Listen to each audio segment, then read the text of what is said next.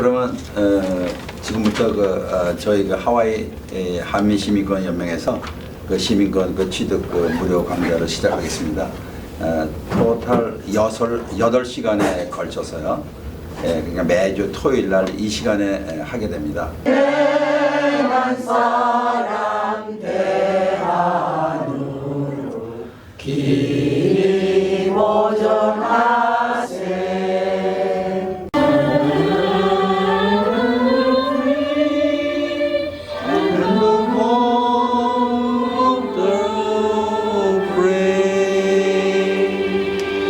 회장님 인사 말씀이 있겠습니다. 안녕하십니까? 안녕하세요. 저는 하와이 한미 시민권자 연맹 회장 마리코 안입니다. 이렇게 더우신데들 시민권 강좌에 오시느라고 수고들 많이 하셨고 진심으로 환영합니다. 달인 구라따. 저희들이 달인 구라따.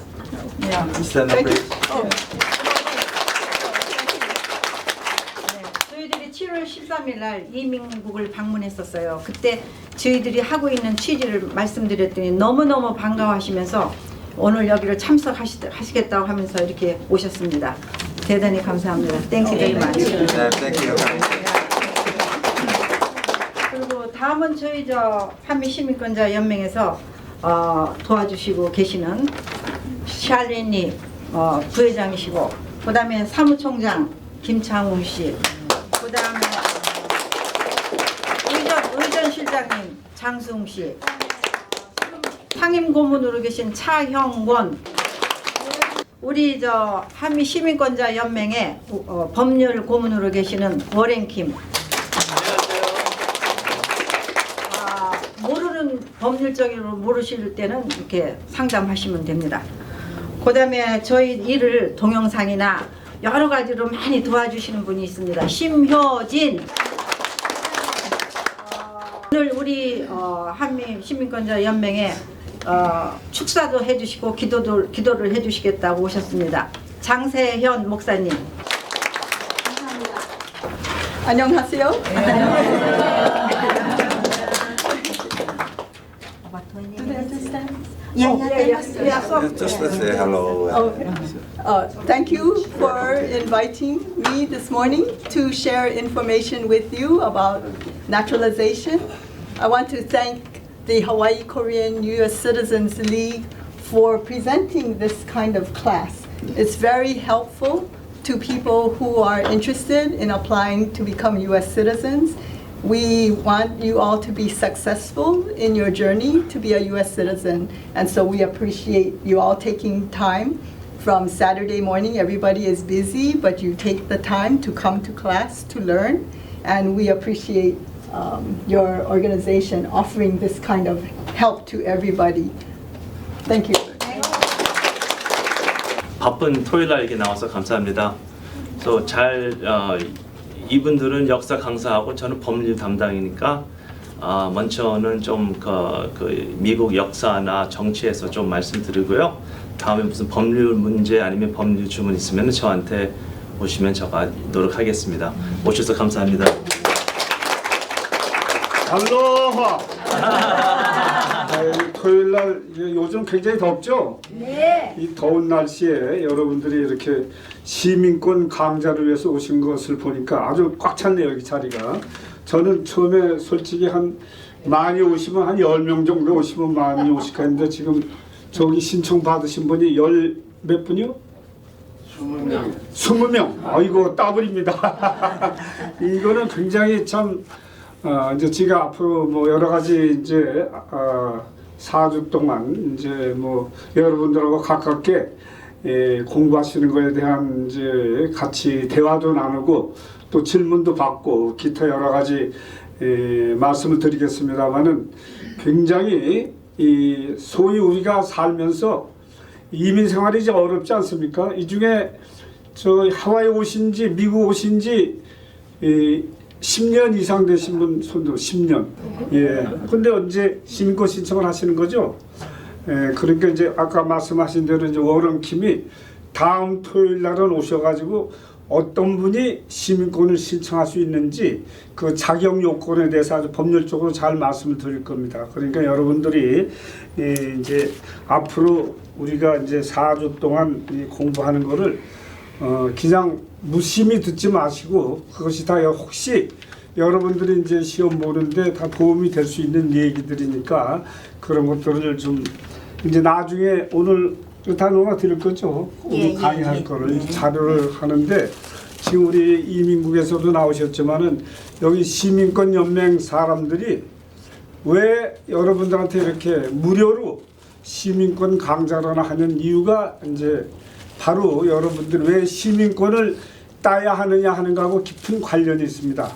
Good morning, ladies and gentlemen. 안녕하십니까? That's the only Korean I know. You know, I am so happy to be here, and I want to thank Hawaii Korean U.S. Citizens League for asking me to be present this morning to discuss with you my ideas about why it's so important to be an American citizen. 오늘 아침에 초대해 줘서 너무 감사하고요. 오늘 토요일 날 나오셔서도 감사하고 오늘은 문대영 판사는 왜 시민권 따는 게 중요한 몇 마디 좀 하고 싶다고 그렇게 말씀했습니다. I visited Korea many times, and it's my understanding that the Korean government is very similar to American government. I'm very proud of the Korean government, as I am proud of the American government. But what I am concerned about, what I'm worried about, is that Korea will become like America. What I mean by that is, last year there was a newspaper headlines, 2014. Americans cannot pass the United States citizenship test. Immigrants that take the citizenship test pass the citizenship test by 97%. Americans born here, American-born citizens, only pass the citizenship test by 65%. It's very embarrassing to me. It's shame. Shame to American citizens. I hope Korea never becomes like America, that Korean citizens cannot pass their own citizenship tests is going to be embarrassing. Citizenship in America is very necessary that they take it seriously. You see, America is known for freedom, correct? Freedom is not part of nature. You have to work for freedom. You have to vote. You have to vote knowing why you're voting. What the people that you vote for will do for the government, for the people as a whole. You see, people are very concerned about voting turnout, voter turnout. You know, that they need a high percentage that people all vote. But the problem is that people, when they vote, they don't know why and who they're voting for. They don't know what the issue is. Why are they voting for this issue or this person? They don't know. A restaurant, and I had dinner there, and I was talking to the waitress who was an immigrant. She has been here for 20 years, and her family came. And I asked her if she was a citizen. She said, no, it's too expensive. How much is it, by the way? How much is it to be a citizen? About $680. $680. Very expensive. Very expensive. But, you see, it's worth it. If you take it seriously, if you understand and learn the principles, the law about citizenship, then you are going to feel it is very cheap, $680. You see, you have to understand that citizenship is based on civics. What is civics? Civics pertains to the nature of our government. Korea and United States has self-government. People governs. Living in the United States, living in Korea, if you don't know why and how the government operates, you're not going to get anything done.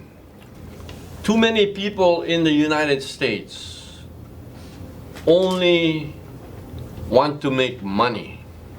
They don't know what freedom is. They don't know where freedom comes from.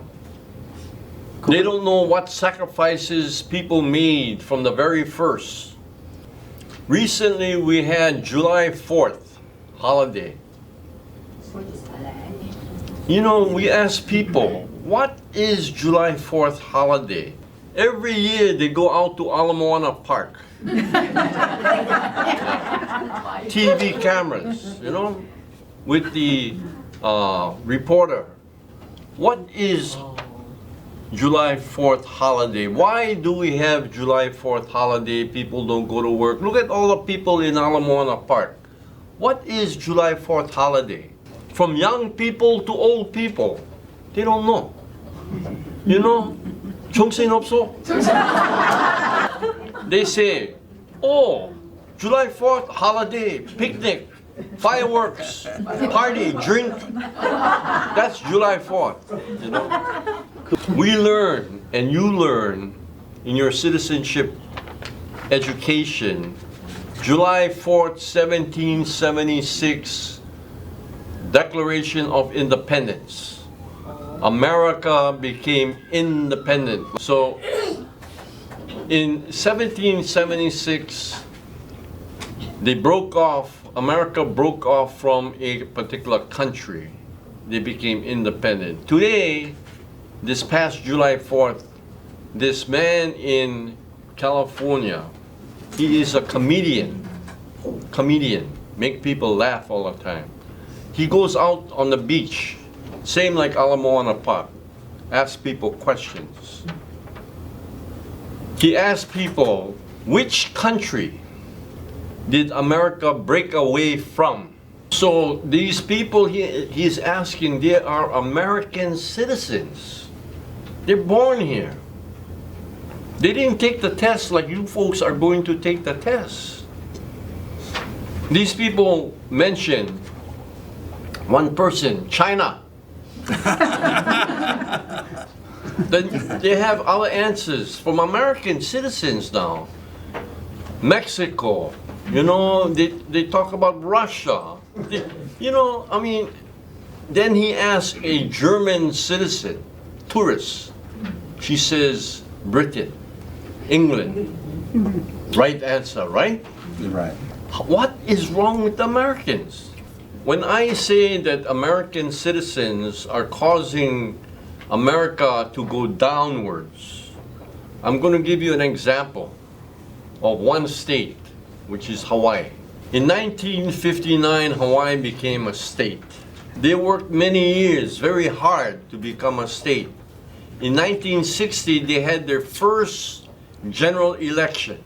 In 1960, first general election, the turnout for voting was 93%.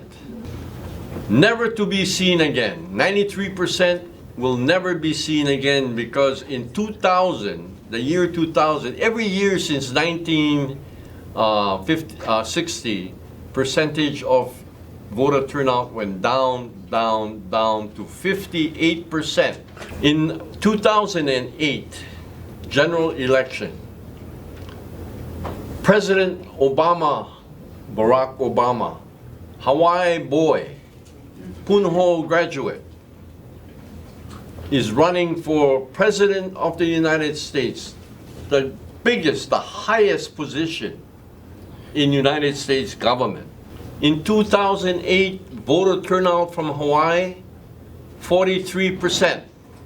That was the lowest percentage in 50 states for a local boy.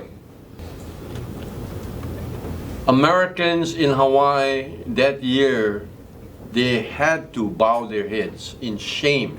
Their own candidate, their own product, supposedly, right? That's what they say, he's from here. They didn't turn out to vote for him.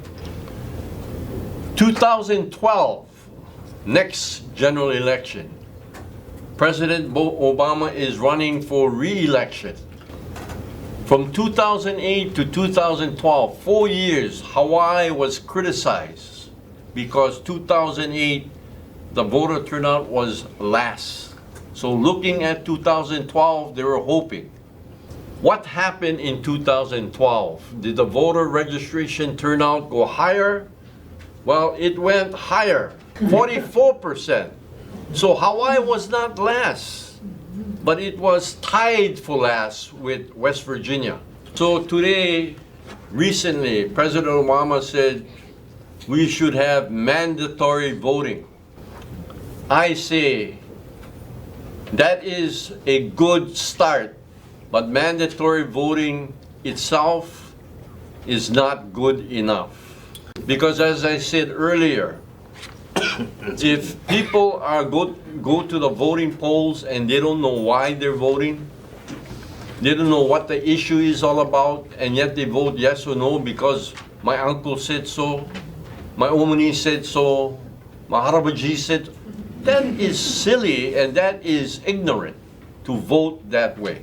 As a judge, we would send out notices to citizens through the driver's license registration, through voting registration. We call for jurors, citizens to come serve on the jury.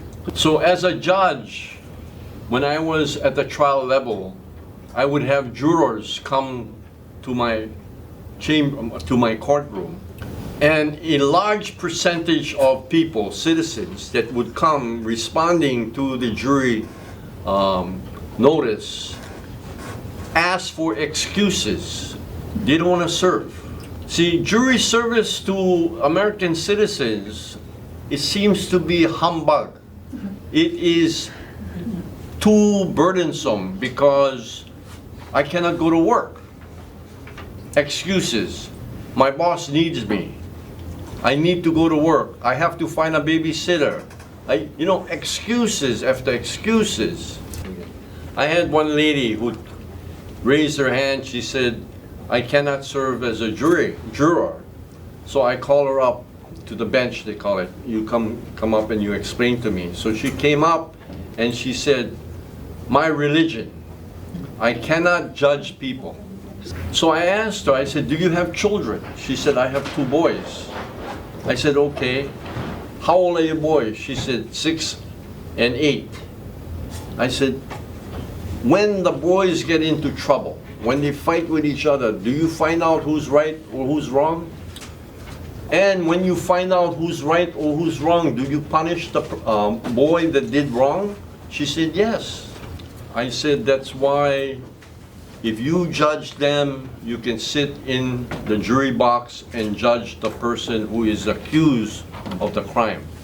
So you understand, people just don't want to sit on the jury because it's a waste of time, they think. So I'm going to ask you this question. Jury duty is very important when you, your relative, your friend gets into trouble and has to go to a jury trial. When your son, your grandson, your granddaughter gets picked up because of a criminal offense and has to go to a jury trial, what kind of juror do you want? You want a juror that is very serious, that's going to listen to the evidence and will determine whether the person is your grandson, your granddaughter, your relative is guilty or not guilty. You don't want a juror who doesn't want to serve, who makes all kinds of excuses, is not serious, it sits there but don't listen. You don't want that kind of juror. That's why, ladies and gentlemen, I say, when you become a citizen, you take it seriously. I know that your citizenship test, when will it be? Their citizenship test? Depends on each applicant. Oh, I see. I understand that they give you 100 questions and you have to get 6 out of 10 right. See, I don't know what Korea is like if I want to become a citizen in Korea, if the same rules apply. But I know to pass is very, very important. So you have to study hard. You have to get the answers right, 6 out of 10 at least. So I know that 97% of you folks will pass at least. And so I'm going to congratulate you now. Congratulations. But I want to say one last thing. When you pass the test, that's not power. That's the surface. You only learn the basics in taking the test. You have to learn, like I said, why are you voting? Why should you serve as a juror? Why? It's because the Constitution of the United States, which is the law of the land, right, says you have the privilege, and as a privilege, you should take it up. Let me give you one example about a judge who had a bunch of citizens come to his courtroom for jury duty. He says to the people, I know this is interrupting your life, your work, you're caring for the children. I know this is a hardship. It interrupts your life. But the judge says, this is sacrifice for living in a country that does so much for you. You have to give back to the country. So he said, all we ask for is you to give time. Okay, you look out his window and you see the memorial, Punch Bowl Memorial Cemetery. You see the mountain out of his window, the judge's window. He says, look out the window and see Punch Bowl Cemetery. He says, when I talk about sacrifice for you folks to sit on the jury, that is sacrifice for the country you live in, for freedom, for the Constitution. The people in Punch Bowl, they sacrifice, but they sacrifice their life. All we ask you is sacrifice some time, that's all. So please remember that. Keep in mind, your citizenship means that you will protect the Constitution, you will live the Constitution, you will help protect the country, you will respect the freedom and preserve it. 감사합니다.